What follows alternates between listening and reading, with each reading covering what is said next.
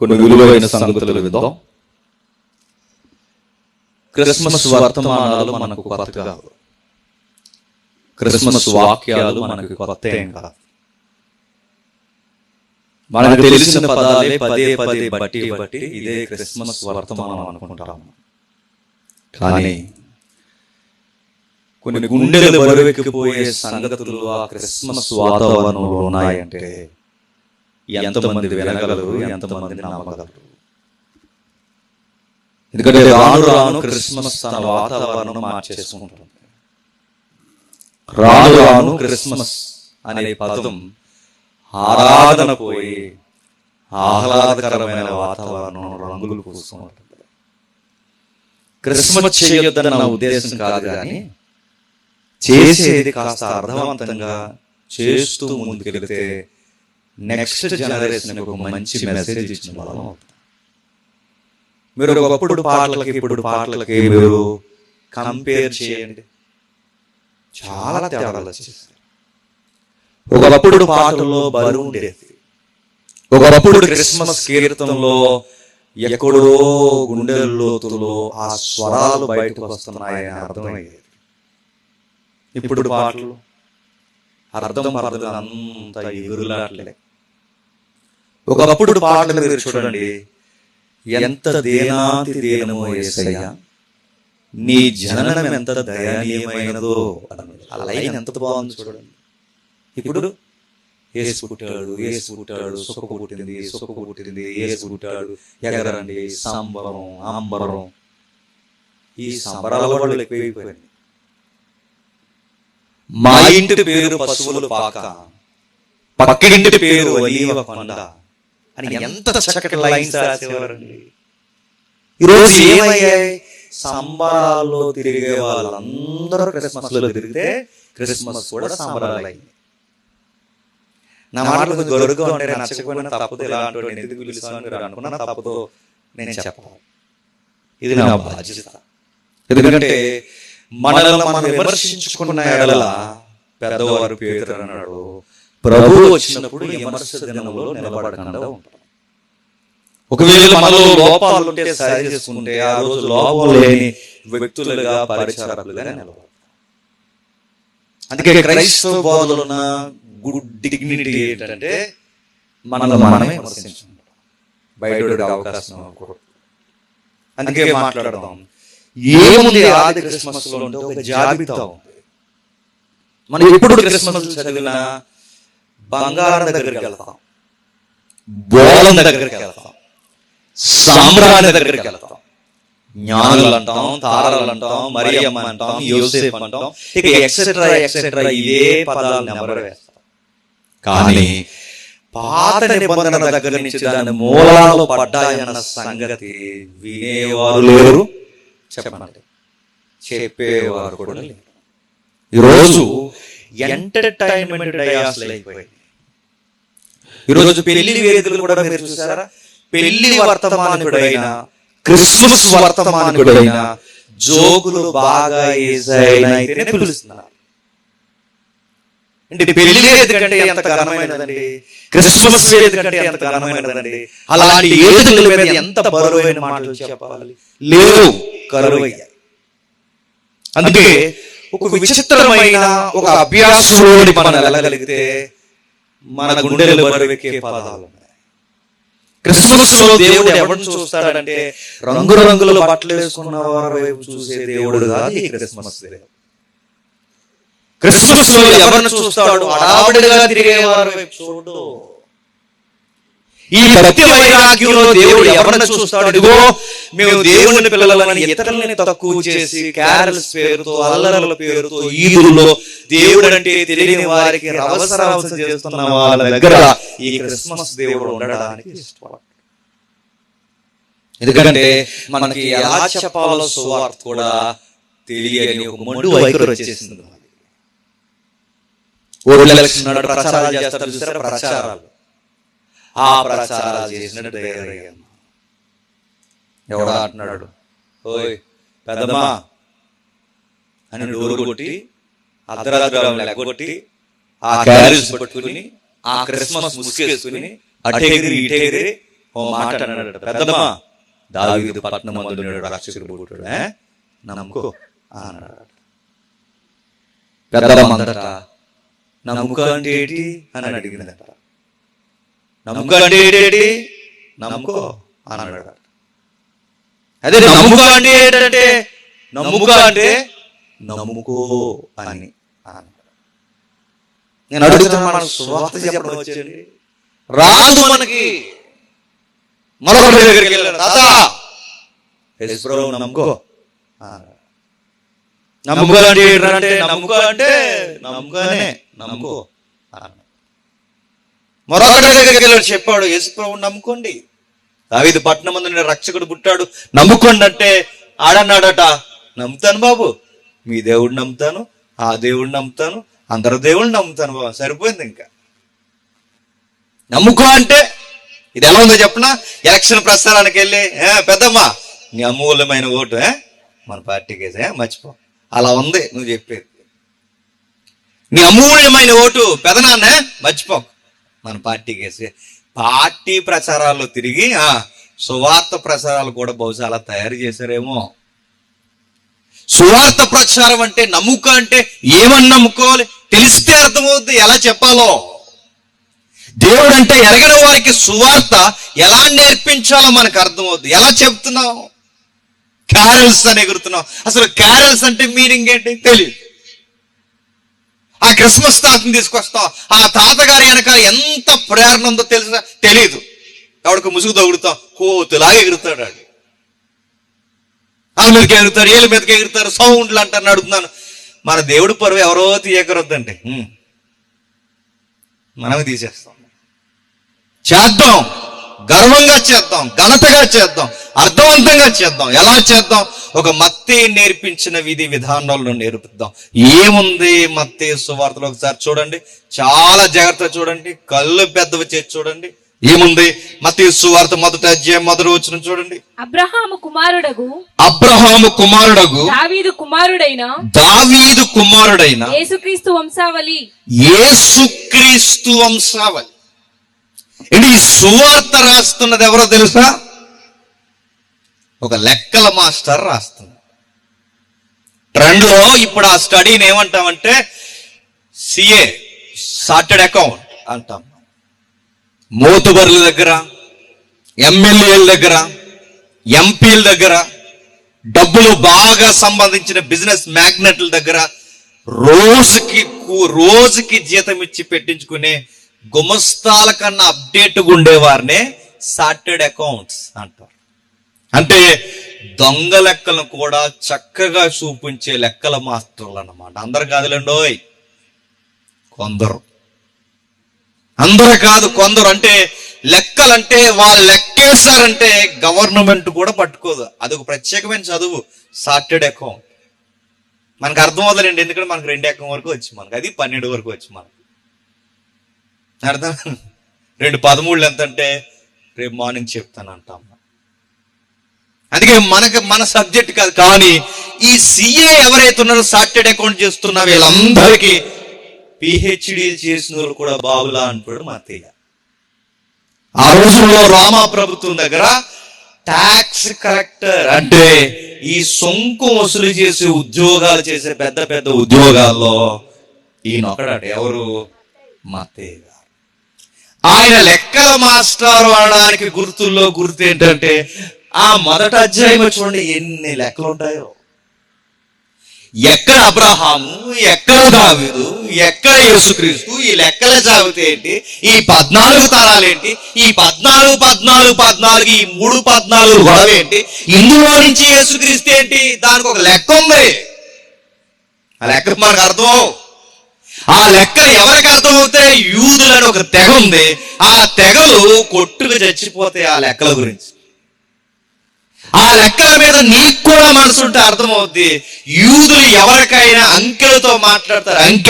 అంకెల వెనకాల బాగా అంకెలు, సంఖ్యలు, మీరు ఏ పేరు పెట్టినా గణితము, ఇంకా మీరు ఏదైనా పెట్టండి. ఆ అంకెలలో నుంచి జీనియాలజీ తీసుకొచ్చాడు. జీనియాలజీ అంటే వంశవృక్షం రాసుకొచ్చాడు. కాంపిటేటివ్ ఫీల్డ్ ఎవరైనా ఉంటే, కాంపిటేటివ్ ప్రిపేర్ అవుతున్నారుగా గవర్నమెంట్ ఉద్యోగాలు, ఈసారి రిలీజ్ అవుతాయి నోటిఫికేషన్, ఎలక్షన్ దగ్గరకు వస్తున్నాయిగా. ఆ కాంపిటేటివ్ ఫీల్డ్ లో అర్థమెటిక్ లో పక్కన ఒక సబ్జెక్ట్ ఉంటుంది రీజనింగ్ లో ఒక సబ్జెక్ట్ ఉంటుంది బ్లడ్ రిలీజన్ అని. అందులో కొన్ని లెక్కలు అడుగుతారు. ఏమంటారు చెప్పిన, ఆ ఫోటోలో ఉన్న పెద్ద ఆయన ఈ పక్కన ఉన్న ఆవిడికి తాతయ్య అవుతారు, తాతయ్య గారికి కూతురు అయితే కూతురు నుంచి ఈవిడికి మనవడు పుడితే, ఈ మనవరాలకు ఇంకొక ఆవిడ పుడితే, ఆవిడ నుంచి ఇంకోటి పెళ్లి చేసుకుంటే పిల్లవాడు పుడితే, ఈ పుట్టిన పిల్లవాడికి ఆ ఫోటోలో ఉన్నాడు ఏమవుతాడు చెప్పండి, ఇది లెక్క. అప్పుడు ఏం రాస్తాం, ఏమవుతాడు మాకు తెల్లని రాస్తాం. తెలుసునోడు దాని లెక్క తెలుస్తాడు, దాని బ్లడ్ రిలేషన్, దీన్నే జియాలజీ అంటారు. అటు లెక్కలు రాసిరండి మొదట అధ్యాయంలో. అవి మనకు అర్థం ఒక ఏం చేస్తాం, మనకు సంబంధం లేదు, క్రిస్మస్ ఈ అధ్యాయం తిరిగేస్తాం. మీకు ఓపిక ఉండాలి. కానీ ఆ లెక్కలలో నెంబర్స్ ఉంటే ఆ నెంబర్స్ ని మీరు జాగ్రత్తగా కోడ్ చేస్తే, సమయం కాదు, దాన్ని కోడింగ్ చేస్తే మళ్ళీ 14 కావాలని కొన్ని పేర్లు, కావాలని కొన్ని అక్షరాలు వదిలేస్తాడు. ఆ అక్షరాలు జాబితాను కూడితే దానికి కొన్ని నెంబర్లు వస్తాయి. ఆ నెంబర్ కూడా అక్షరాలు బయటికి తీస్తే మళ్ళీ ఆ నెంబర్ల వెనకాల ఎవరి పేరు వస్తుందంటే దావీదు పేరు వస్తుంది. ఎందుకు పెట్టాడు, దానికి ఒక లెక్క ఉంది. మన లెక్కలు వేరు, దరిద్ర లెక్కలు అన్ని 143 శతారం, అది కాదు. మన నెంబర్లు ఉంటాయిగా. వాళ్ళకి యూదులకి ఎబ్రీలకి అక్షరానికి నెంబర్ ఉంటుంది, నెంబర్కి అక్షరం ఉంటుంది. మీరు చదువుకున్న వాళ్ళు, బైబిల్ చదువుతున్న అలవాటు ఉంటే ప్రకటన గ్రంథంలో మృగము యొక్క సంఖ్యను లెక్కింపనేమో, అది 606 616 ఉంటుందిగా. అంటే 6166666 అంటే ఈ నెంబర్ల మీద ఎందుకు మాట్లాడుతున్నారు, ఎందుకంటే వాళ్ళకి నెంబరింగ్ లో లాంగ్వేజ్ ఉంటుంది. అలాంటి లాంగ్వేజ్ ఇక్కడ పెట్టాడు. పెట్టాడు ఆ లెక్కలు కూడా అవన్నీ మనకు వద్దు. కానీ ఒక విచిత్రమైన వారిని ఆ వంశంలోకి తీసుకొచ్చాడు. ఎందుకు ఆ వంశంలోకి తీసుకొచ్చాడంటే సుమారు ఒక 4 వ్యక్తులను రాసుకొచ్చాడు. ఎందుకు రాసుకొచ్చాడంటే యేసు ప్రభు పుట్టి పెరిగి మరణించి తిరిగి లేచి ఆయన ప్రభువుగా కొనియాడబడుతున్న టైంలో కొంతమంది, బాగా వినాలి, కొంతమంది లేఖనాలు మాకు బాగా తెలుసు, వస్తే పోతే మా ద్వారా మెస్సయ్య రావాలి తప్ప ఎక్కడో ఆ పల్లెటూరు గర్భమైన ఆ తునీకరింపబడిన నజరేతులో నుంచి మెస్సయ్య రావడం ఏంటి అన్నారట యూదు. లేదు, వస్తే అబ్రహాము పిల్లలమైన మా పిల్లల ద్వారా రావాలి, యూదా గోత్రమైన దావీదు పిల్లలమైన మా పిల్లల ద్వారా రావాలి, వేరే వంశం నుంచి రావడం ఏంటి అని డంబాలకు పోయి మోతుబర్లు కొంతమంది అయ్యారు. మొదటి శతాబ్దంలో వంశాల పిచ్చి ఉందండి, వంశం పిచ్చి. మనకు ఉంటుంది కదా, మనకు కూడా పిచ్చి. మా తాత చెప్పు, మీ తాత మీసాల మీద చెప్పండి ఏ కాయలు నిలబెట్టాడు, ఏం కాయలు నేను అడుగుతాను. మీసాల మీద నిమ్మకాయలు నిలబడతాయా? ఎప్పుడు నిలబడతాయండి మీసాల మీద నిమ్మకాయలు? కొన్ని సంవత్సరాలు స్నానం చేయకపోతే, ఆ మీసాలకు మురికట్టేస్తే, ఆ మీసాలు మురికెట్టేసి బరువు ఎక్కువైపోతే అప్పుడు నిలబడతాయి. ఏంటి? మీసాల మీద నిమ్మకాయలు టమాటాలు కూడా నిలబడతాయి. ఎప్పుడు నిలబడతాయి చెప్పండి? నువ్వు స్నానం చేయడం చూసావా? మీసాలు గడ్డాలు తల మట్టేసి ఉంటుంది, రోడ్ల మీద తిరుగుతావు చూసారా? అంటే మీ తాత ఎక్కడ తిరిగేవాడు? అది మా తాత మీసాల మీద చెప్తారు కదా గొప్పలు, మా తాతలో నేతులు నాకారు నన్ను అడగండి నెక్స్ట్. అంటే ఇలాంటి గొప్ప బ్యాచ్ ఉంటారు.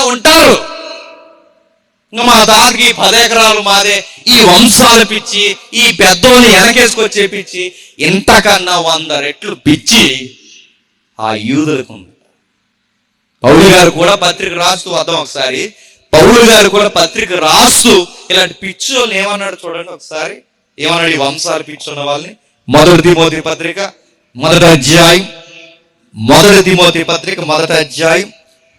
3-4 వచనాలు కలుపుంటా చూడండి. నేను మాసిదోనియాకు వెలుచుండగా సత్యమునకు భిన్నమైన బోధ చేయవద్దని కల్పనా కథలను మితము లేని వంశావళులను విశ్వాస సంబంధమైన దేవుని ఏర్పాటుతో కాక వివాదములతోను సంబంధము కలిగి ఉన్నవి గనక వాటిని లక్ష్య పెట్టవద్దు. వాటిని లక్ష్య పెట్టకు. మితము లేని వంశావళి అంటే ఇక ఆ వంశాల కోసం చెప్పుకోవడంలో అడ్డు అదుపు లేదట.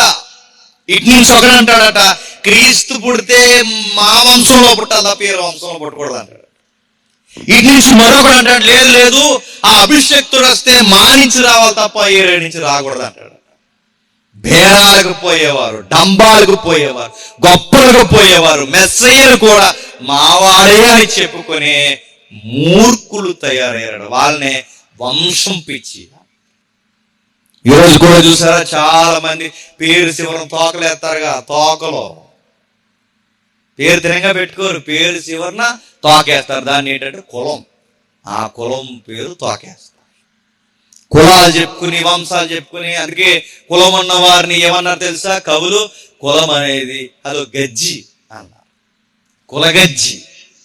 గజ్జునోడికి ఇన్సర్ట్ చేసి నిలబెట్టి ఇలాంటి మంచి కార్యక్రమాన్ని తీసుకొచ్చిన తర్వాత అందరితో మాట్లాడుతున్నప్పుడు ఇక్కడ ఎమ్మెల్యేలు ఉండి, ఎంపీలు ఉండి, డిగ్నిటీ పీపుల్స్ ఉండి అందరూ ఉన్నప్పుడు వీడికి దొరద చేస్తుంది అనుకోండి.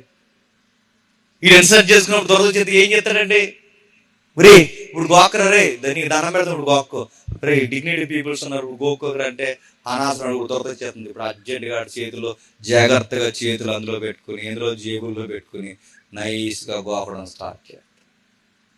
ఊరే చుట్టూ ఇంతమంది గౌరవపరమైన వ్యక్తులు ఆగాలంటే ఆగడు, ఎందుకంటే అది గజ్జి. కులం కూడా అంతే. మన ఇంత దేవుడు వెనకాల తిరుగుతాం కానీ చెప్పండి, కులం గజ్జి. దేవుని పిల్లలని చెప్పుకున్న వాళ్ళు కూడా కులం పేర్లతో బతికేసే వాళ్ళు లేరు. దాని అదిగే గజ్జి. వారు ఎంత దేవుళ్ళు ఉన్నా, వారు ఎంత మంచి కార్యక్రమాలు ఉన్నా మనవడేనంటారా అంటారు. కాదు, పగోడు మీ ఇంటికి వచ్చేసాడు. ఇలాంటివన్నీ ఉన్నాయి చూసారా.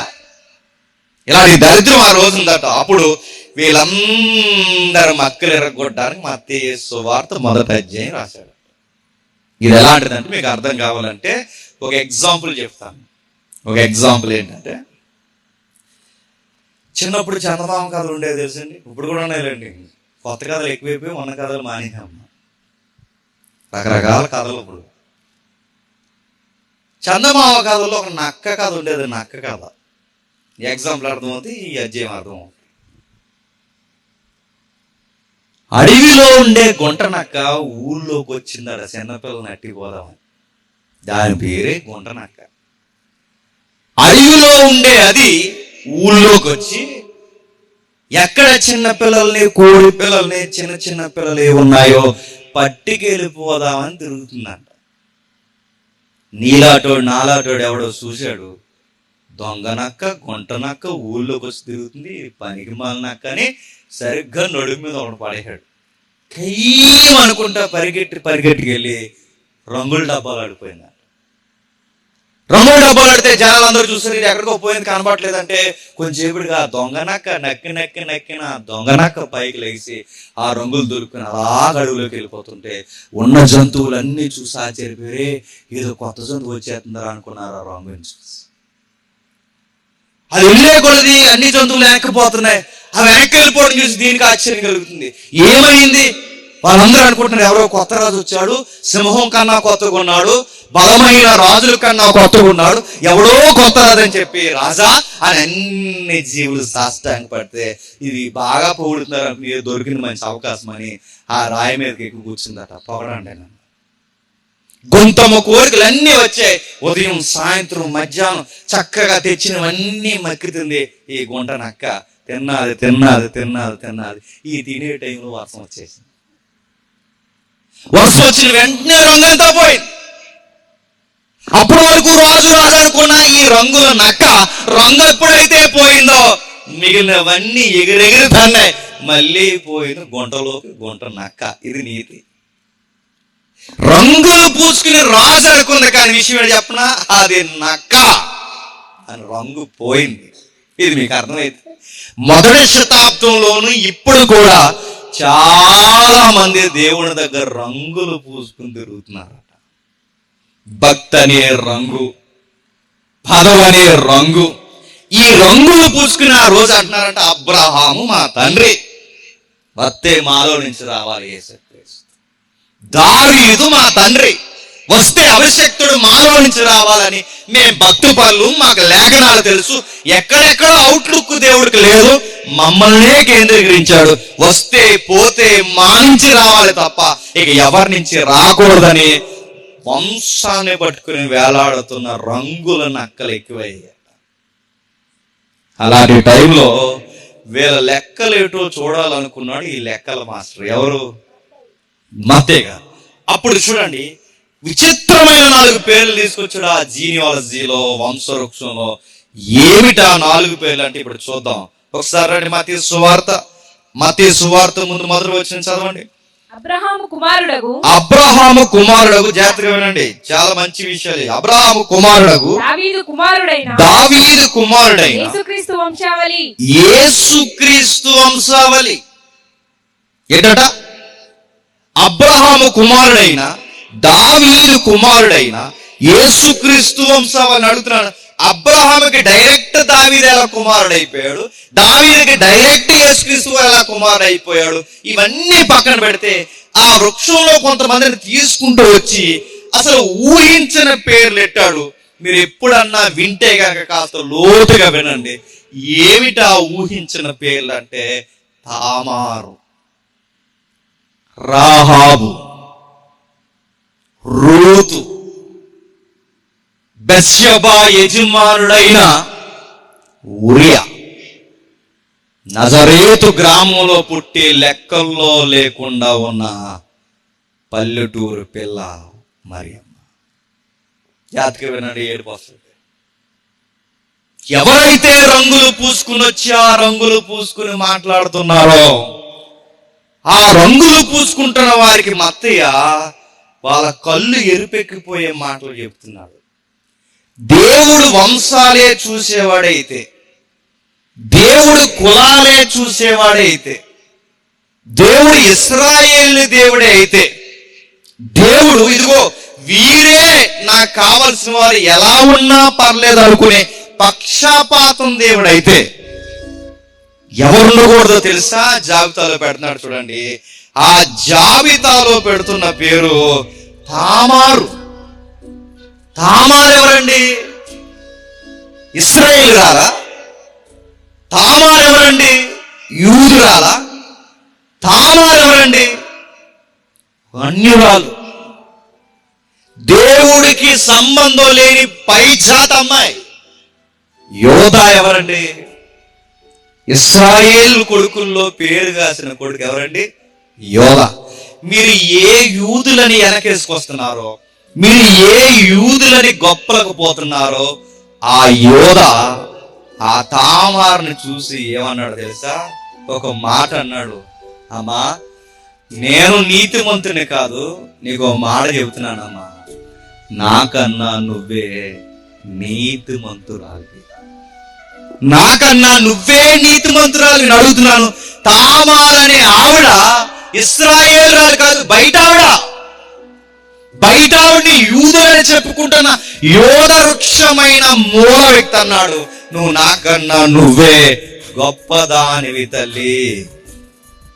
మీరెవరైతే బేరాలకు పోతున్నారో, మీరెవరైతే గొప్పలకు పోతున్నారో, మీరు గొప్పలు కాదు దేవుళ్ళో. దేవుడు ఎవరిని గొప్పగా ఇచ్చాడు తెలుసా? ఇదిగో బయటి రాలైన అన్యురాలైన ఆ అమ్మాయినే నీతిమంతురాలన్న. ఇప్పుడు చెప్పండి, రంగులు పూసుకున్నది మీరు, రంగులు పూసుకుని మాట్లాడుతున్నది మీరు, ఏమీ లేకపోయినా నిడారంభరంగా నిలబడిన నీతిమంతురాలు తామారు. రెండవ పేరు ఎవరో తెలుసా? రెండవ పేరు మాట్లాడుతున్నాడు చూడండి. ఆ రెండవ పేరు రాహాబు. రాహాబు ఎవరండి? వంశాలకి వంశవృక్షం పోతున్న వాళ్ళ వైపు నేను మళ్ళా చెప్తున్నాను. రాహాబు ఎవరు? రాహాబు ఎవరో తెలుసా? ఇదిగో ఒక యూదురాలు కాని బయట అమ్మాయి. బయట ఆవిడ కూడా బయట నుంచి వచ్చిన ఆవిడే. ఎలాంటి ఆవిడంటే ఆవిడ సిచ్యువేషన్ మనకు తెలియాలి. 430 సంవత్సరాల ఐగుప్తిలో మగ్గి, 400 సంవత్సరాల ఐగుప్తిలో ఏడ్చి, తిండికేడ్చి, బట్టకేడ్చి, నీడకేడ్చి, సరైన వసతులు లేక, పౌరుషత్వం కూడా లేక ఏడుస్తున్న టైంలో దేవుడు మోసే అని ఒక వ్యక్తిని పుట్టించి వారు రప్పించి, ఇదిగో మీకు అబ్రహాముకి వాగ్దానం చేసిన ఆ వాగ్దాన భూభాగం మీకు ఇవ్వబోతున్నానని చెబితే వీళ్ళు అన్నారు, నిజంగానే ఇస్తాడంటావా అని సరిగా. వాగ్దాన భూభాగాన్ని ఇస్తానంటే మరలా చెప్తున్నాను, నిజంగానే ఇస్తాడంటారా అని మోసే మీద తిరగబడ్డారు. దేవుని మీద సనిగారు. చివరికి గుసగుసలాడారు. ఎర్ర సముద్రం పాయలైతే మధ్యలోంచి నడిచొచ్చారు. మన్నా పడితే తిన్నారు. చక్కటి ఎడారిలో సమృద్ధిగా నీళ్లు తాగారు. అన్ని అనుభవించన్నారు. ఆ భూభాగాన్ని ఆక్రమించడం అనేది అసాధ్యం. వాళ్ళ దృష్టికి మనం మిడతల వలె ఉన్నాం అన్నారు. ఒక మాట నేను అడిగినా, ఊహించిన ఆవిడ ఆ సిచ్యువేషన్ లో నమ్మింది. ఆవిడెవరు? రాహాబు. కళ్ళతో ఎర్ర సముద్రం పాయలైన వారు చూసిన వారికి నమ్మకం లేదు కానీ ఎన్న ఆవిడ అందట ఏమని ఒకసారి చూడండి. యెహోషువ గ్రంథం 2వ అధ్యాయం. యెహోషువ గ్రంథం 2వ అధ్యాయం 10వ వచనం నుండి. యెహోషువ గ్రంథం 2వ అధ్యాయం 10వ వచనం నుండి. మీరు ఐగుప్తు దేశంలో నుండి వచ్చినప్పుడు మీ ఎదుట యెహోవా ఎర్ర సముద్రపు నీరును ఎలాగూ ఆరిపోవ చేసెనో యొర్దాను తీరమునున్న ఇద్దరు రాజులైన మీరు ఏమి చేసిదిరో అనగా మీరు ఎలాగు నిర్మూలము చేసిదిరో ఆ సంగతి మేము ఇంటిమి. మేము వినినప్పుడు మా గుండెలు కరిగిపోయిన. బాగా వినాలి. చూసిన వాళ్ళు నమ్మారా చెప్పండి? చూడని ఈవిడ నమ్ముతుంది. ఎవరు నీతిమంతులండి? అన్నీ చూసి అన్ని అనుభవించి ఎర్ర సముద్రం మధ్య నడిచి మన్నాను తిని నీళ్లు తాగి దేవుడు నేడో రేపు ఇక కానాను భూభాగం ఇస్తాడన్నప్పుడు అనుమానించి వారి దృష్టికి మేము మిడతల వలె ఉన్నామని వీళ్ళ నీతిమంతులా?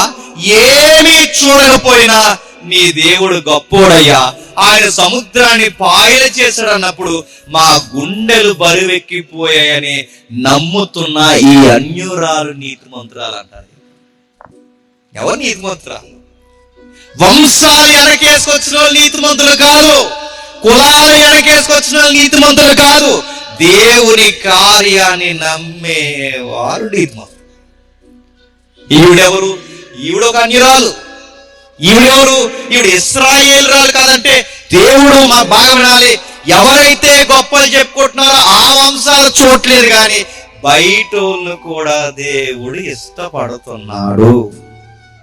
నమ్మకంగా నీతిని కొనసాగించి నమ్మేవారిని ఇష్టపడుతున్నాడు. ఎందుకంటే చూసి నమ్మేవారి కన్నా చెప్పండి, చూడక నమ్మేవారిని ఆయన ఇష్టపడుతున్నాడు.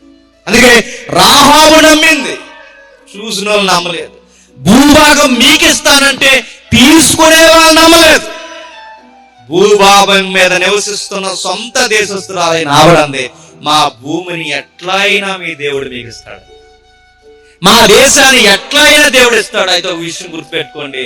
నేను ఒక మాట అడుగుతున్నాను, నా తండ్రి ఇంటి వారిని, నా పిల్లలను దయచేసి ఈ దేశాన్ని ఆక్యుపై చేసిన తర్వాత మర్చిపోకండి. ఎంత నమ్ముతుందండి? నమ్మాల్సిన వారు ఏమన్నారు చెప్పనా? ఆ దేశాన్ని మేము జయించలేమన్నారు. నమ్మలేని పరిస్థితులు ఉన్నాయి. ఈవిడేమన్నా చెప్పనా? ఈ భూభాగాన్ని ఖచ్చితంగా దేవుడు మీకు ఇస్తాడు. ఇప్పుడు చెప్పండి, ఆ రోజు ఈ రంగుల నక్కలకి రంగులు పోయే మాట్లాడి చెప్పనా? దేవుడు మిమ్మల్ని కాదు ఇష్టపడుతున్నాడు చెప్పండి, ఆ బయటోల్ని దేవుడు ఇష్టపడుతున్నాడని చెప్పి. మరో మాట చెప్తాను, ఇంకెవరున్నారు ఈ సిచ్యువేషన్ ఘోరంగా ఉంటుందండి? రూతమ్మ గ్రంథం ఎప్పుడైనా మీరు చదివితే, మీకు ఆసక్తి ఉంటే బైబిల్ చదవాలన్నా దేవుని బిడ్డలైతే ఈసారి రూతు గ్రంథం చదువుతున్నప్పుడు న్యాయాధిపతులు చదివి అప్పుడు రూతు చదవాలి. ఎందుకంటే ఇవి రెండు ఒకేసారి కలిసి జరిగిన చరిత్ర. మనం ఏం చేస్తామంటే సీరియల్లో ఉంది కదా అని రూతు గ్రంథం చదివేస్తాం, పాలిటిక్స్ లో ఉంది కదా అనేసి న్యాయాధిపతులు పక్కన పెట్టేస్తాం. ఎందుకంటే మనం చదివేదే అప్పుడప్పుడు, అది మనకు జ్వరం వచ్చినప్పుడు, భయం వేసినప్పుడు, దయ్యాలు పడిపోతాయి అన్నప్పుడు, పాస్టర్ గారు ఏమన్నా బైబిల్ చదువు మూర్ఖుల్లారని తిట్టినప్పుడు అప్పుడు బైబిల్ చదువుతాం. కానీ ఎప్పుడన్నా కంటిన్యూగా బైబిల్ చదువుతామా? చదువు.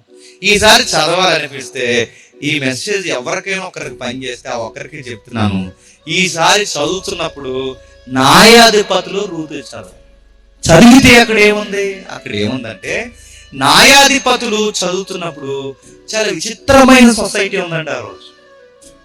ఎవరైతే గొప్పలకు పోతున్నారో ఈ ఇశ్రాయేలు సమాజం ఉంది, వాళ్ళు ఎలా ఉన్నారు తెలుసా? ఒక్కొక్కడు ఇద్దరేసిన పెళ్లి చేసుకుంటున్నాడు. అఫీషియల్ గా ఒకటి, చెప్పాలి అన్అఫీషియల్ గా ఒకటి, పెద్దిల్లు ఒకటి, చెన్నెళ్ళు ఒకటి, ఇలాంటి మెయింటైన్ చేస్తున్నారు. పైగా ఎలాంటోడంటే లేవి గోత్రంలో పుట్టిన ఒకడు ఒక ఉపపత్తిని తెచ్చుకుని దగ్గర పెట్టుకున్నాడట. ఉపపత్తిని అంటే ఉపం అంటుందని కాదు, ఉపపత్తిని అంటే తెలుగు కన్నా ఇంగ్లీష్ త్వరగా అర్థమవుతుంది. ఆవిడ పెట్టుకున్నాడు, ఆవిడ తీసుకొచ్చి పెట్టుకున్నాడు. ఎంత దుర్మార్గం ఉందో చూడండి. భార్య ఉండగా ఈవిడ తీసుకొచ్చాడు. ఇదంతా 19వ అధ్యాయం న్యాయాధిపతుల్లో ఉంటుంది, ఇడిగి ఉన్నారు చదవండి. ఆవిడని తీసుకొచ్చి పెడితే ఈవిడ ఏం చేసింది? భార్య ఉండగా ఇతగా నన్ను తీసుకొచ్చాడు కనుక ఈయనుండగా నేను ఇంకొకరితో పోతే తప్పేంటి అని పోయింది. ఎప్పుడు గుర్తుపెట్టుకోండి మగసిరిగాల మగాళ్ళారా, మీకు చెప్తున్నాను, నువ్వు భార్య ఉండగా ఇంకొక సొందో, ఇంకొక బొందో, ఇంకొక బొందనో ఏదో ఒకటి వెనకేసుకొచ్చావో, నేను మరలా చెప్తున్నాను, ఆ వెనకాల వచ్చింది నీతి లేనిది కాబట్టే వచ్చింది. చెప్పిన ఇతనికి భార్య ఉంది, పిల్లలు ఉన్నారు, ఈ జీవితంలోకి నేను ఎంతకు తోలాలని అనుకోలేదంటే అది ఎంత అనకూడదు. కానీ ఎంత నీతి మాలిన బతుకో మీరు చూడండి. ఇప్పుడు ఎంత నీతి లేనిది ఇప్పుడు నీలోకి వచ్చిందంటే పాపం నువ్వు పెద్ద ప్రియుడు అని నీకు ఎదురు చూస్తుందా? నువ్వు ఎలాంటోడువో ఆవిడ కూడా అలాంటి పనే చేస్తుంది. ఎలాంటి పని చేస్తుంది చెప్పనా? ఇప్పుడు ఈవిడ వేసుకొచ్చావు ఆవిడుండగా, ఇప్పుడు ఆవిడుండగా ఈవిడ వేసుకొచ్చావు కనుక ఈవిడ ఏం చేస్తుంది? ఆ 19వ అధ్యాయం చదవండి. ఇంకొకటితో వెళ్తే అక్కడే పక్కన అంటారు కదండి, సిగ్గులు ఎక్కడ బతిమలాడడానికి వెళ్ళాడు, కొత్త భార్యని బతిమలాడడానికి వెళ్ళినట్టు. ఆ బతిమలాడడానికి అక్కడికి వెళితే ఆవిడ ఏం చేసిందంటే మరి రానందో లేట్ చేసిందో మరి సిగ్గుమాల మొహం పెట్టుకుని ఆ ఊరు వెళ్ళింది. ఆ ఊరేంటో చెప్పనా? బెత్లెహేముపురమందు రక్షకుడు పుట్టాడు అంటున్నాం కదా, అమ్మగారిది బెత్లెహేము అమ్మాయి. ఆ అమ్మాయి ఎవరైతే ఉన్నారో ఆవిడ గారు బెత్లెహేములో పుట్టింది. అలాంటి బెత్లెహేములో పుట్టి మహారాజు పట్నంలో పుట్టి ఘోరమైన పని చేస్తుంది. ఆ పని చేస్తుంటే బతిమాండానికి వెళ్ళాడు, తీసుకుని వస్తున్నారు. ఆ రోజుల్లో కార్లు, ఆ రోజుల్లో ఆటోలు లేవు కదండి. గాడిదల మీద వస్తూ ఉండగా కొందరు పోకిరీలు అందరూ కలిసి ఆ పోకిరీలు ఆ మగాడిని తెలిసేద్దాం అనుకున్నారు. అతగాడు దొరక్కపోయేసరికి కోపగించుకెళ్ళిన ఈ ఉపపత్తిని ఊరందరూ కలిసి అత్యాచారం చేశారు. ఎప్పుడైతే తెల్లవారు అత్యాచారం చేశారో స్పృహ తప్పిపోయింది, కోమలోకి పోయింది. ఎప్పుడైతే కోమలోకి పోయిందో ఇతగాడు ఏం చేశాడంటే ఆవిడ్ని 12 ముక్కలు నరికి 12 గోత్రాలకు పంపించాడు. మీకు అర్థమవుతుందో సొసైటీ ఎలా ఉందో? ఇల్లులు బాలేదు, సంసారాలు బాలేదు, నిర్ణయాలు బాలేదు. ఆ న్యాయాధిపతుల్లో పదే కనబడే పదవి చెప్పిన ప్రతి వాడు తన ఇష్టానుసారంగా ప్రవర్తిస్తాడు. ఇలాంటి టైంలో చూడండి 12 ముక్కలు చేసి పంపించాడు. పంపించేమన్నాడు అంటే నాకు న్యాయం తీర్చాలి. ఏం న్యాయం తీర్చాలి? నువ్వు భార్య ఉండగా ఇంకొక ఆవిడని తీసుకురావడం తప్పు, ముందు నీ రంగు దురిచి నీకు తీర్చాలి న్యాయం. ఇప్పుడు పోతే పోయింది, ఆవిడ వదిలేక ఆవిడ వెనకేసుకొచ్చావు. ఆ వేసుకొచ్చినప్పుడు ఆ మృగాలు ఏదో చేస్తే, ఆ మృగాలు చేసినప్పుడు ఆ స్పృహలో ఉన్న దాన్ని ఆ నీళ్లు కొట్టో ఏదో ఒకటి చేసి లోపల తీసుకెళ్ళి ఇదిగో సొసైటీ ఇలా ఉంది ఎందుకని ఏదో ఒకటి సమాధాన పడక పైగా ఆవిడని ముక్కలుగా నరకడు రెండో తప్పు. ఆ నరికిన ముక్కలు అక్కడ పట్టుకెళ్ళి చూపించి నువ్వేదో పెద్ద ఏదో రంగు పూసుకున్న నీతి మంత్రుల్లో నిలబడి నాకు న్యాయం తీర్చండి నన్ను మరో తప్పు. ఈ తప్పుల మీద తప్పులని చేశాను అడుగుతున్నాను. ఇలాంటి సొసైటీ అంటే ఇశ్రాయేల్ పురుషులు బాలేదు, ఇశ్రాయేల్ ఆడవాళ్ళు బాలేదు, ఇశ్రాయేల్ పిల్లలు బాలేదు, ఇశ్రాయేల్ వృద్ధులు బాలేదు, చివరికి పురుషులతో పురుషులు, స్త్రీలతో స్త్రీలు, వావి వలస సంసారం సంఘం అన్నీ చచ్చాయి. ఎవడికి నచ్చినట్టు వాడు బతుకుతున్నాడు.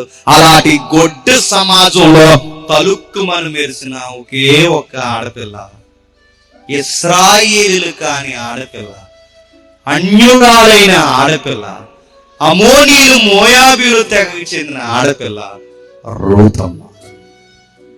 అర్థమవుతుందా మా అత్తయ్య గారు లెక్కలు ఎలా తెలుస్తున్నాడో? వీళ్ళు ఏదైతే గొప్పోలు అనుకుంటున్నారో అని మీరు గొప్పోలు కాదురా, మీ తలకాయలు ఏమీ తిరగలేవు. మీరు యోధా అంటారా?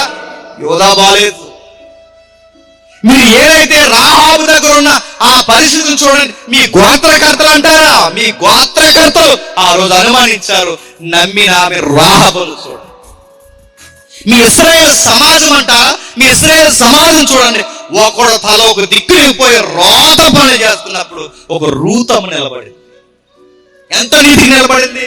మామగారు చచ్చిపోయాడు, మరిది చచ్చిపోయాడు, చివరికి భర్త చనిపోయాడు, అందరూ చనిపోతే ఆ నయోమి అనే ఆవిడ అంది. ఆవిడ ఎలాంటి మాట అంది? ఆ యెహోవా ఇలా అంటదండి, ఆ యెహోవా నాకు భర్త లేకుండా చేశాడు, నాకు బిడ్డలు లేకుండా చేశాడు, నాకు ఏమీ లేకుండా చేశాడు. తల్లి నువ్వు మరొక ఆయన్ని చేసుకుని వెళ్ళిపో అమ్మా అని ఇలాంటి సలహాలు ఇస్తుంది ఆవిడ. నిజానికి ఆ అమ్మాయి సీరియస్ అవ్వలేదు, కానీ నీకు భర్త లేకుండా చేసిన ఆ దేవుడు, నాకు మరుదు లేకుండా చేసిన ఆ దేవుడు, నాకు భర్త లేకుండా చేసిన ఆ దేవుడు నా మామని తీసుకున్నాడు, నా మరుదుని తీసుకున్నాడు, నా భర్తను తీసుకున్నాడు. నీకు ఒక దేవుడు, నీకు ఒక బతుకు, మళ్ళీ నాకు బోర్డు సలహాలంటే అన్నారా? ఉత్తమ కోళ్ళండి రూతమ్మ. ఎంత మాట ఉందో చెప్పనా? ఎంత మంచి మాట ఉందో చూడండి. ఇదిగో అమ్మా, నేను సంసారానికి మీ ఇంటికి వచ్చినప్పుడు మీరు ఎలా ఉంటారు నాకు తెలియదమ్మా. నేను సంసారానికి ఇంటికి వచ్చినప్పుడు మీరు నమ్మే ఆచార సాంప్రదాయాలు ఎలా ఉంటాయో నాకు తెలియదమ్మా. నేను మీ ఇంటికి వచ్చినప్పుడు అత్తమ్మ మీ దేవుడు ఎలా ఉంటాడో నాకు తెలియదమ్మా. అత్తమ్మ ఇప్పుడు నేను చెప్తున్నాను, నేను ఈ సంసారానికి వచ్చినప్పుడు నేను అర్థం చేసుకున్నది నిన్నే కాదు అత్తమ్మ, నేను అర్థం చేసుకున్నది మన ఇంటి పురుషుల్నే కాదు అత్తమ్మ. నేను ఈ కుటుంబానికి వచ్చినప్పుడు మీరు నమ్మిన దేవుడు ఎలా అంటాడో అర్థం చేసుకున్నాను అత్తమ్మ అందరు. నేను అడుగుతున్నాను, ఇశ్రాయేల్ సమాజం అంతా గొడ్డిలా చచ్చినప్పుడు లేత చిగురులా దేవుడి వరకు నిలబడిన ఒక నీతి మంత్రులు ఎవరు చెప్పారు? రూతమ్మ.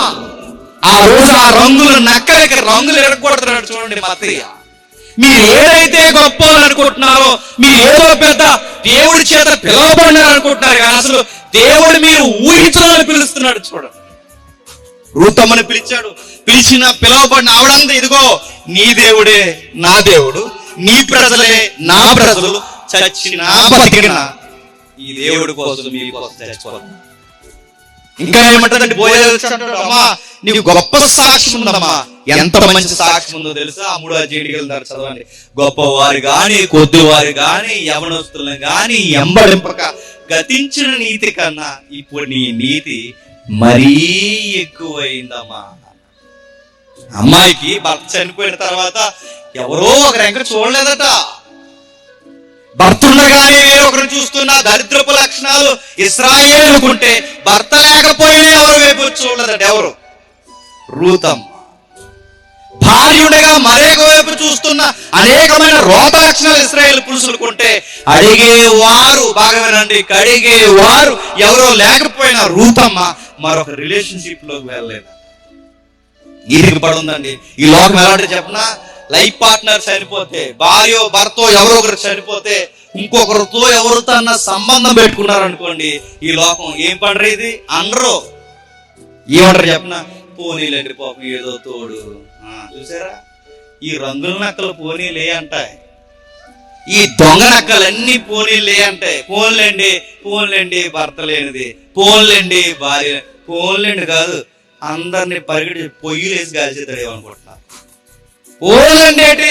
ఆయనకు ఒక నీతి ఉంది, ఆయనకు ఒక ధర్మం ఉంది, దాన్ని పట్టి ఎలాడి ఆకలి తప్పులతో అయినా చనిపోతాను కానీ నీతిని మాత్రం వదలను అన్నవారు చేయి పట్టుకునే దేవుడు ఈ దేవుడు గుర్తుపెట్టు. ఎక్కడో తామారుని పట్టుకున్నాడు, ఎక్కడో రాహాబును పట్టుకున్నాడు, ఎక్కడో రూతును పట్టుకుంటున్నాడు. ఇంకా చూస్తే విషయం ఏంటి చెప్పిన, వీళ్ళందరినీ పట్టుకొచ్చి యేసు ప్రభు పుట్టడానికి మరియమ్మకి వరుసలో నిలబడడానికి ఇలాంటి తల్లుల్ని లైన్లో నిలబెట్టాడట. ఎందుకంటే ఇలా రంగులన్నీ వదలగొట్టాలి. ఈ గొప్ప పోయే వాళ్ళు రంగులు వదలగొట్టాలి. ఇంకా ఎవరిని పెట్టాడు? ఇంకా ఎవరిని పెట్టాడు? ఆరో వచనంలో రెండవ మాట చూడండి. ఉరియా భారీగా నుండగా ఆమె యందు దావీదు సొలొమోనును కనెను. ఎవరట? ఉరియా భార్య. అడుగుతున్నాను, ఉరియా భార్య పేరు ఏం పేరండి? ఉరియా భార్య పేరు ఏం పేరు? ఉరియా భార్య పేరు చెప్పండి, చెప్పండి. కానీ ఇక్కడ చెప్పడు. ఉరియా భార్య పేరు ఎందుకు చెప్పనా? ఆయన చెప్పడానికి ఇష్టపడ్డాడు. ఎందుకంటే అమ్మగారి వ్యవహారం మంచిదిగా కాదు అని బహుశా అనుకున్నారు. ఎందుకంటే ఆవిడ లైఫ్ మీద చాలా డిబేట్స్ ఉన్నాయి. ఆవిడ పేరు చెప్పడానికి ఇష్టపడలేదు. చూడండి, మరి ఎవరో పేరు చెబుతున్నాడు? ఉరియా పేరు. ఉరియా ఎవరు? ఇత్తీయుడండి. ఇత్తీయుడైన ఉరియా. ఉరియా అనే పేరుకి అర్థం చెప్పిన, ఉరి అంటే వెలుగు, యా యెహోవాకి షార్ట్ ఫామ్. అంటే యా అనే శబ్దం యెహోవా అనే శబ్దానికి అర్థం. అంటే యెహోవా వెలుగు అని పేరెట్టుకున్నాడు. ఎవరు? ఉరియా అని అంటున్నాను. ఒక అన్యుడు యెహోవాని నమ్ముకోవడం ఏంటంటే, దావీదు దగ్గరకు వచ్చి ఉద్యోగం చేస్తున్నప్పుడు దావీదునే నమ్మలేదు. చెప్పండి, దావీదు నమ్ముతున్న దేవుడిని నమ్మ. ఎంత బాగా నమ్మాడంటే, ఒకరోజు దావీదు గారు యుద్ధానికి వెళ్లకుండా ఏం చేసినా మనకు తెలుసు. వసంతకాలంలో యుద్ధం మోపుగా జరుగుతుంటే యుద్ధానికి పోకుండా ఈయన కూర్చొని చక్కగా రాజభోజనం చేసి రెస్ట్ తీసుకుని సాయంత్రం లేచి అలా మేడ మీద తిరుగుతున్నాడట. అలా మేడ మీద తిరుగుతున్నప్పుడు బొమ్మలు కనబడ్డాయి. బొమ్మాలి అంటారు కదా, అదే కనబడి ఆహ్వానిస్తుంది. ఎప్పుడు గుర్తుపెట్టుకోండి, ఆధ్యాత్మిక జీవితంలో ఉన్నప్పుడు ఉండండి. దేవుడికి దగ్గరగా ఉన్నప్పుడు దేవుడికి దగ్గరగా ఉండండి. దేవుని పరిచర్యలో ఉన్నప్పుడు దేవుని పరిచర్యకి దగ్గరగా ఉండండి. ఒకవేళ పర్లేదులే అని రెస్ట్ లోకి వెళ్ళారో ఇలాంటి బొమ్మలన్నీ కనబడతాయి. దావీదు గారికి కూడా కనబడ్డది. ఆ ప్యాలెస్ మీద తిరుగుతుంటే ఆవిడ కౌరంపడి, ఆ స్టోరీ అంతా మీకు తెలుసు. ఆవిడని పిలుచుకొచ్చాడు. తప్పు చేసిన వెంటనే ఒక వార్త వచ్చింది. ఆ వార్త ఏంటో తెలుసా? అది గుడ్ న్యూస్ కాదు, చెప్పండి, బ్యాడ్ న్యూస్. ఆ బ్యాడ్ న్యూస్ ఏంటో తెలుసా? మీరు తండ్రి కాబోతున్నారు. అది గుడ్ న్యూస్ కాదు, బ్యాడ్ న్యూస్. ఎందుకంటే యజమానుడి ఇంటికాడ లేనప్పుడు వచ్చిన గర్భం అది. ఎప్పుడైతే గర్భం వచ్చిందో ఆవిడ ఉటావుటిని కౌరు పంపింది. అయ్యా, చీకట్లో చేసిన పని భూతము వలె ఎదురుపడిపోయింది. ఎవరో చూడరనుకున్న ఈ పని అందరూ చూసేలా గర్భం వచ్చింది. ఏం చేయమంటారంటే, నీతిమంతుడైన దావీదు మాస్టర్ ప్లాన్ వేస్తున్నాడు. యుద్ధం మోపుగా జరుగుతున్నప్పుడు వాళ్ళు రప్పించేశాడు. యుద్ధం మోపుగా జరుగుతున్నప్పుడు ఉరియాను రప్పించేసి, నీకు సెలవులు ఇచ్చాను, ఇంటికి వెళ్ళిపో. ఏంటి, ఎప్పుడు మీరు గమనించారు, సైనికులు కానీ ఈ సోల్జర్స్ ఎవరైనా ఉంటే అలా టైంలో యుద్ధాలు జరుగుతున్నప్పుడు సెలవులు ఎవరండి? సెలవులు ఉన్న వారిని కూడా డ్యూటీకి రప్పించేస్తారు. కర్నెట్ లీవ్ అని ఉంటుంది. భార్య గర్భంతో ఉన్నప్పుడు కొన్ని లీవ్స్ ఉంటాయి. ఆ లీవుల్లో ఉన్నప్పుడు కూడా యుద్ధాలు జరిగినప్పుడు పిలుచుకొచ్చేస్తారు. మంచి బందోబస్తులు ఉన్నప్పుడు, రాస్తారోకలు జరిగినప్పుడు సైనికులు ఇంటికాడ ఉండేవాళ్ళు వచ్చేయమంటారు. ఎందుకంటే ఇప్పుడు సెలవులు కాదు, దేశాన్ని కాపాడే పని. కానీ రివర్స్ జరుగుతుంది. అలా టైంలో ఆయన్ని, నీ సెలవులు ఇస్తున్నాను ఇంటికి. ఎందుకు సెలవులు ఇస్తున్నావు? ఏదో ఉంది. ఆ సెలవులు ఇస్తూ ఏం చేస్తున్నాడు చూడండి. ఒక మాట ఉంటుంది, మీరు ఇంటికి వెళ్ళిన తర్వాత చదవండి. వెళ్ళేటప్పుడు పళ్ళు పలహారాలు పట్టుకెళ్ళే ఉరియా అన్నాడు. పళ్ళు పలహారాలు పక్కకు వెళ్ళేది ఉరియాకి, పళ్ళు పలహారాలు పట్టుకెళ్ళి అంటున్నారట. ఇంకా ఏం పట్టుకెళ్ళిపోతున్నాడు? దావీదు ఒక మాట అంటాడండి అక్కడ. ఏమంటాడు చెప్పనా? ఇంటికి వెళ్ళి కాలు కడుక్కో అంటాడు. కాలు కడుక్క అంటే తెలుగులో ఉంది, కానీ హెబ్రూలో ఏమంటాడు చెప్పిన? కాలు కడుక్క అంటే నీ భార్యను కలుసుకో, నీ భార్యతో సైనించు. అడుగుతున్నాను, తన భార్యతో సైనించాలని రాజు చెప్పాలండి? ఎందుకు ఇలాంటివన్నీ చెప్తున్నాడు? ఎందుకంటే ఆ రోజుల్లో మరి ఈ మెడికల్ డిపార్ట్మెంట్ అంత డెవలప్ అవ్వలేదు. లేదంటే అబార్షన్ చేయించదు ఆవిడకి. ఎవరికి ఈ మాట కొంచెం పచ్చిగా ఉండొచ్చు, అబార్షన్ చేయించవచ్చు, కానీ ఆ టెక్నాలజీ అది లేదు కనుక, పిండాన్ని బయటికి తీయలేరు కనుక, అబార్షన్ చేయించలేరు కనుక ఈ గర్భాన్ని ఎలా గింటేలా అని ప్లాన్ వేస్తారు. అలా గింటేలని కాలు కడుక్కంటే వెళ్ళి మీ ఆవిడతో సుఖపడు అంటే, ఎప్పుడైతే తన భార్య దగ్గరికి వెళ్తాడో ఇప్పుడు ఆ గర్భం ఎవరి అకౌంట్లో వేసేద్దామని చూసారండి. మీరు ఏ దావీదని వెనకేసుకొస్తున్నారో, దావీదు నీతిమంతుడు కాదు, ఉరియా నీతిమంతుడు. దావీదు నీతిమంతుడు కాదు, ఉరియా ఎంత నీతిమంతుడు అంటే ఉరియాకి పళ్ళిస్తాడు, ఉరియాకి మద్యం ఇస్తాడు, ఉరియాకి కావలసినవన్నీ ఇస్తాడు, ఉరియాకి సెలవులు ఇస్తాడు. మీరు ఏ దావీదు పెట్టాలని మీరు ఉప్పొంగిపోతారో ఆ దావీదు చేసిన ఇగో ఈ పనులు ఆ ఉరియాకి ఎన్ని ఊర్లు బిగింతాడో. ఉరియా ఒక మాట అంటాడు, ఏమంటాడు చెప్పనా? నీతి కలిగినోడు దేవుని నమ్మినోడు కనుక ఉరియా అంటాడు ఏమనంటే, అయ్యా దేవుని ప్రజలు అక్కడ యుద్ధం చేస్తుంటే, అయ్యా దేవుని మందస్సం యుద్ధంలో ఉంటే, అయ్యా దేవుని యొక్క తీర్మానం అక్కడ జరుగుతుంటే, దేవుని ప్రజలు యుద్ధంలో చనిపోతుంటే, దేవుని మందస్సం అక్కడ ఉంటే, అయ్యా నేను వెళ్ళి నా భార్యతో ఎలా సుఖపడమంటారయ్యా అన్నాడు. ఎవరికుందండి నీతి? ఎవరికున్న నీతి చెప్పండి? ఈ మాటకు ఆనందం కూడదండి.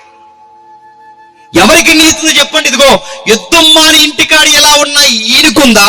యుద్ధంలో అక్కడ జరుగుతున్నప్పుడు నా ఇంటికి కూడా వెళ్ళి నేను పళ్ళు పలహారాలు తినలేనన్నా ఈ అన్యుడైన ఈయనకుందని నీతి చెప్పండి. మీరు దావీదని వెనక్కేసుకొస్తున్నారు కానీ, మీరు యోధా అని వెనకేసుకొస్తున్నారు కానీ, మీరు ఇశ్రాయేలుని వెనకేసుకొస్తున్నారు కానీ, దేవుడు వెనకేసుకొచ్చింది మీరు వెనకేసుకొచ్చిన వారి కన్నా దేవుడు కోరుకుంటున్నది నీతిని పట్టుకున్న వారిని విశ్వాసులుగా తేలుస్తాడు. నమ్మిన వారిని విశ్వాసులుగా తేలుస్తున్నాడు. అదే వారి నీతి అంటున్నాడు. ఎందుకంటే యెహోవాకు భయపడుతున్నాడు ఉరియా, పర్లేదనుకుంటున్నాడు. చెప్పండి దావీదు. ఈ అధ్యాయంలో అడుగుతున్నాను, ఆ రోజు ఎవరైతే నీతిమంతులమని రంగులు పూసుకున్నారో వాళ్ళ రంగులన్నీ విరగొడుతున్నారు. మీరు రికమెండేషన్ పని చేయరు. అయ్యా మీ తాత ముత్తాత మీ పితరులు ఎవరైతే భక్తులు అని చెప్పుకుంటున్నారో వాళ్ళ భక్తి మీకు రికమెండేషన్ పని చేయదు.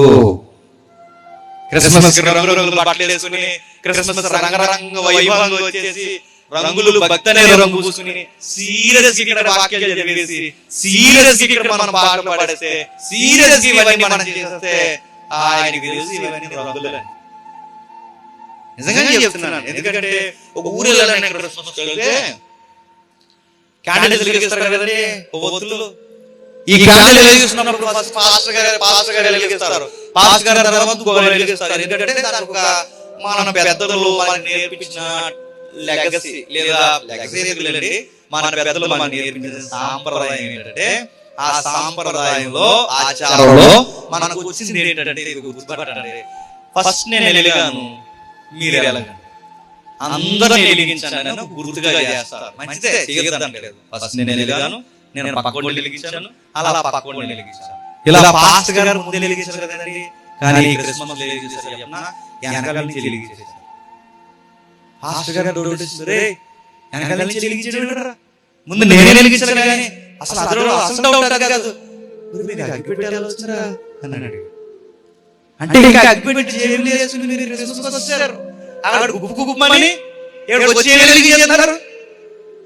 అగ్గి పెట్టి ఇంకా జేబుల్లో ఉన్నాయి, చెడంతా ఇంకా ఉంది. ఇక్కడ నీతి అనే రంగు వేసుకుని క్రిస్మస్ అడుగుతున్నాను, ఈ రోజు ఎలా వచ్చేసామో చెప్పండి. ఆ రోజు కూడా అలాగే యేసు ప్రభువు మహాలక్ష్మి అని చెప్పుకుంటున్నాడు. ఈ అగ్గిపెట్టెలు వేశారంట, మహాలక్ష్మి అని చెప్పుకుంటున్నారు. అంటే ఈ రోజు మీరు చూడండి, ఈ భక్తుల రంగు మనం ఎంత పూసుకున్నా మన ఒరిజినాలిటీ దేవునికి చెప్పండి తెలుసు. మనం ఎలా ఉంటామో దేవునికి తెలుసు. అందుకే ఆయన అడుగుడుగా నేర్చుకున్నాడు. ఎవరెవరు నేర్చుకున్నాడో అక్కడ రూతును చూడండి, రాహాబును చూడండి, తామారును చూడండి, ఇక్కడ ఉరియాను చూడండి. మీరు నుంచి వస్తాడు, నజరేతు నుంచి రామంటారా? మరియమ్మ పనికిరాదంటారా? మరియమ్మను చూసి పల్లెటూరు పిల్ల నజరేతులో ఈ మెస్సయ్య ఎందుకు పుడతాడంటారా? అసలు నజరేతులోనే పుట్టాడు. ఆ రోజే నేను కోరుకున్నప్పుడు ఈ మరియమ్మను కోరు కూడా చెప్పండి అని అడుగుతున్నాను. యోసేపు ఎవరండి? వడ్లవాని కుమారుడు కాదా? మరియమ్మ ఎవరండి? పల్లెటూరు పిల్ల కాదని ఈ వాగుతున్న అందరికీ సమాధానం చెప్తున్నాడు. మరి తామారు ఎవరు? రాహాబు ఎవరు? రూతు ఎవరు? ఉరియా భార్య ఎవరు? ఆ ఉరియా ఎవరు? వీళ్ళందరూ బయట వాళ్ళు. మీరు నజరేతులోంచి మంచి రాదని మరియమ్మను తక్కువ చేస్తున్నారే, వీళ్ళనే వెనకేసుకొచ్చిన తక్కువ దేవుడు ముందేట దేవుడు మరియమ్మలోంచి రావడానికి మీరు ఎలా అనుకుంటున్నారు? వడ్లవాని కుమారుడు అని అతను చేసే పనిని బట్టి తక్కువ మాట్లాడుతున్న మూర్ఖులైన యూదులారా, ఆ వడ్లవాని తండ్రిగా ఈ దేవుడు కోరుకుంటున్నాడు. ఈ మొదటి అధ్యాయం మీకు నాకు అందరికీ చూపిస్తుంది. ఇదిగో ఆయన ఎవరితో ఉంటాడో తెలుసా? చెప్పండి. దీనులు, అమాయకులు, నీతిగా ఉండేవాళ్ళు, తప్పు చేయడానికి ఇష్టపడినవారు, యెహోవా చూస్తున్నాడని ఇన్ని నిందపాలైన ఆయనకి మాత్రమే అప్పగించుకునే వారితోనే ఈ దేవుడు. క్రిస్మస్ లో ఆనవాళ్ళు నేను చెప్పి ముగిస్తా. మీరు లూకా సువార్త చదువుతారు కదండి. ఆ గొర్రెల కాపరి చెబుతూ ఇదే మీకు ఆనవాళ్ళు అంటాడు. ఇదే మీకు ఆనవాళ్ళు. ఏం ఆనవాళ్ళండి? ఇదే మీకు ఆనవాళ్ళంటే ఏం ఆనవాళ్ళు? సత్రము, స్థలము దొరకని పశువులు పాక, నెక్స్ట్ పొత్తె గుడ్డలు. పశువులు పాక, పొత్తె గుడ్డ. పశువులు పాక, పొత్తు గుడ్డ. అంటే ఈ క్రిస్మస్ దేవుడు ఎక్కడ ఉంటాడని ఆనవాళ్ళు తెలుసా? ఎక్కడ దేన స్థితి ఉంటుందో చెప్పండి. అక్కడ ఉంటాడని ఆనవాళ్ళు. సోగ్గా తిరిగే మనతో ఉంటాడు నాకు తెలియదు కానీ ఇలాంటి క్రిస్మస్ లో మందిరాల ముందు, దేవాలయాల ముందు ఏడాదిలో కనీసం బిర్యానీ అంటే తెలియని పేదోళ్ళు ఉంటారు చూసారా? ఆయన అక్కడ ఉంటాడు. అదే ఆనవ. మళ్ళా చెప్తున్నా, మనం రంగురంగుల బట్టలు వేసుకుని ఇంట్లో క్రిస్మస్ బట్టల కోసం గొడవ పెట్టేసుకుంటాగా, మనతో ఉన్నాడు ఆయన. సిరిగిపోయిన బట్టలు, నలిగిపోయిన బట్టలు, పొత్తుకుట్లు లాంటి వస్త్రాలు నలిగిపోయి వేలాడిపోయిన అలాంటి వస్త్రాలు లేని స్థలాల దగ్గర ఉంటాడు ఆయన. ఆయన అక్కడ ఉన్నాడనడానికి ఇదే ఆనవ. మీరు ఎప్పుడు చూడండి చరిత్రలో, అక్కడ రాహాబు దగ్గర ఉన్నాడు, అదే ఆనవాలు. తామారు దగ్గర ఉన్నాడు, అదే ఆనవాలు. రూతు దగ్గర ఉన్నాడు, అదే ఆనవాలు. ఉరియా అమాయకుడైన అతని దగ్గర ఉన్నాడు, అదే ఆనవాలు. ఆ సత్రంలో పుట్టినప్పుడు సత్రంలో స్థలం దొరక ఆ పశువుల పాకలో నిద్రపోయాడు, అదే ఆనవాలు. ఆయన ఎక్కడ ఉంటాడో తెలుసా? ఎక్కడ దేన స్థితి ఉంటే అక్కడే ఉంటాడు. సంవత్సరం అంతా జాగ్రత్తగా పోయేసి ఆలయంలో పిలుచుకుని బడాకారం వండుకుని గడ్డి తినేస్తాం. మనతో డక్క ముక్క గడ్డగా వండుకుని అవన్నీ వండుకుని ఆ తోటాలు తెచ్చుకుంటారు. తోటాలు లాగితేనే కదా, తోటాలు తుపాకీలు లాగితేనే కదా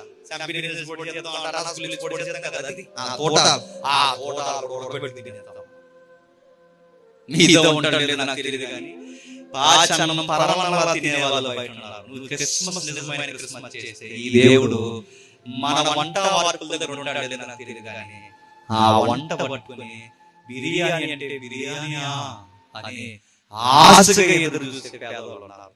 ఆ తినే గుప్పెడు మెతుకులు సగం తీసాలకు పెట్టు దేవుడు వాళ్ళతో ఉంటాడు. బట్టలు వేసుకుంటాగా గతించిన ఏడాది ఈ ఏడాది ప్రతి ఏడాది కొత్త బట్టలు మన దగ్గర వచ్చాక మిగిలిన బట్టలు పట్టుకెళ్ళి ఆ బట్టలు లేని సిరిగిపోయిన బట్టలు వేసుకుంటున్న వారికి, ఎందుకంటే ఆయన అక్కడ ఉంటాడు. అదే ఆనవ. చరిత్రలో మత్తయి ఏం చెప్తాడో తెలుసా? పాత నిబంధనకి క్రొత్త నిబంధనకి మత్తయి సువార్తకు బ్రిడ్జ్ అండి, బ్రిడ్జ్ అది. ఆ నిబంధనలో నుంచి ఈ నిబంధన చూస్తే గాని, ఈ నిబంధనలో నుంచి ఆ నిబంధన చూస్తే గాని, ఈ బ్రిడ్జ్ గుండా ప్రయాణం చేస్తే గాని యేసయ్య ఎవరితో ఉన్నాడో మనకు అర్థం. కులాలు చెప్పుకున్న వాళ్ళతో ఉండడు, వంశాలు చెప్పుకున్న వాళ్ళతో ఉండడు, మీసాలు మెలేసే వాడితో ఉండడు. తగ్గింపు కలిగి తమను తాము ఒప్పుకొని, దేవా నీ జాబితాలో నన్ను జ్ఞాపకం చేసుకోవయ్యా అని ఎవరైతే ఆయన్ని పట్టుకుంటారో వాళ్ళతో. ఆ మత్తయి 14 తరాలు చెప్పి చివరికి ల్యాండింగ్ యేసుక్రీస్తు వారి దగ్గర ఇస్తాడు. ఇప్పుడు ఆ యేసుక్రీస్తు సంతానంగా వదిలేస్తాడు. ఇప్పుడు ఆ యేసుక్రీస్తు తర్వాత తరం ఎవరంటే, నేను మరలా చెప్తున్నాను, ఎవరైతే ఆ నీతిని పట్టుకుని నడుస్తారో ఆయనే తర్వాత తరం, వాళ్ళే క్రైస్తవం. అంటే ఇప్పుడు ఈ 14 తరాల తర్వాత మరో తరం ఎవరంటే ఆయన వెంబడిస్తున్న తరం, వాళ్ళే క్రైస్తవులు. ఆయన కొరకు ఎవరైతే ఆతృత పడతారో రాహాబు లాంటి వారు, ఎవరైతే రూతు లాంటి వారు, ఎవరైతే తామారు లాంటి వారు, ఉరియా లాంటి వారు, అప్పటి వరకు వారి జీవితాన్ని అక్కడతో వదిలేసి ఎప్పుడైతే మారారు లాంటి వారు ఎవరైతే ఉన్నారో అట్టి వారి చెయ్యి క్రిస్మస్ దేవుడు పట్టుకుంటాడు. ఇక్కడికి వచ్చి హ్యాపీ క్రిస్మస్, మేరీ క్రిస్మస్ అని బయటికి వెళ్ళి ఇష్టానుసారాన్ని ప్రార్థిస్తే నీ హ్యాపీ క్రిస్మస్ కూడా ఆయన గుర్తుపెట్టుకో. ఇక్కడికి వచ్చి చక్కటి పాటలు ఏవో పాడేసి బయటికి వెళ్ళిపోయి మళ్ళీ నీకు దిగ్మల పాటలన్నీ పాడితే నీ పాటలు గుర్తుకోడా ఆయన గుర్తుపెట్టుకో. ఇక్కడికి వచ్చి వాక్యాలు చదివి బయటికి వెళ్ళి వాట్సాప్ చదివితే గుర్తుకోడా ఆయన గుర్తుపెట్టుకో. ఎక్కడున్నా ఎవరు చూసినా రూతమలా ఉండను, ఎక్కడున్నా ఎవరు చూడకపోయినా రాహాబు వచ్చిన తర్వాత మారిన రాహాబులా ఉండండి, ఎక్కడున్నా ఎవరు చూసినా చూడకపోయినా ఉరియాలా ఉండండి.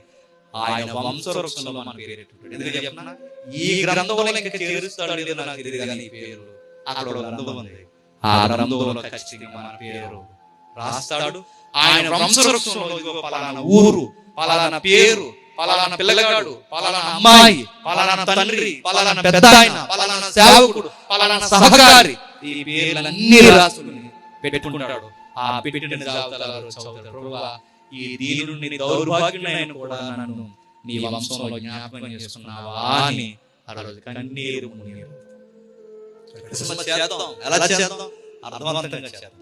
ఆ పెద్దమ్మ దగ్గరికి వెళ్దాం, పెద్దమ్మ నమ్ముకో కాదు చెప్పి సార్ పెద్దమ్మ నమ్ముకో, ఆయన ఎలాంటి దేవుడు తెలుసా, నువ్వు మరణించిన నన్ను నేను తిరిగి లేపే దేవుడు, పెద్దమ్మ నమ్ముకో అని చెప్పి. పెద్దమ్మ నీ బాధల్లో ఇబ్బందుల్లో నిన్ను ఎవరు పట్టించుకోలేరేమో, మృదువు వచ్చు వరకు నిన్ను ఎత్తుకునేవాడు ఉన్నాడు పెద్దమ్మ. ఆ రోజు దావీదు పట్టణం నందు పుట్టాడు, నన్ను పట్టుకుంటాడు, నిన్ను పట్టుకుంటాడు, ఆయన తీసుకెళ్ళి ఆయన పరలోక రాజ్యంలో కూర్చోబెడతాడు పెద్దమ్మ అని చెప్పు, నమ్ముకో అని చెప్పి. ఇలా అర్థమయ్యేలా చెప్పండి.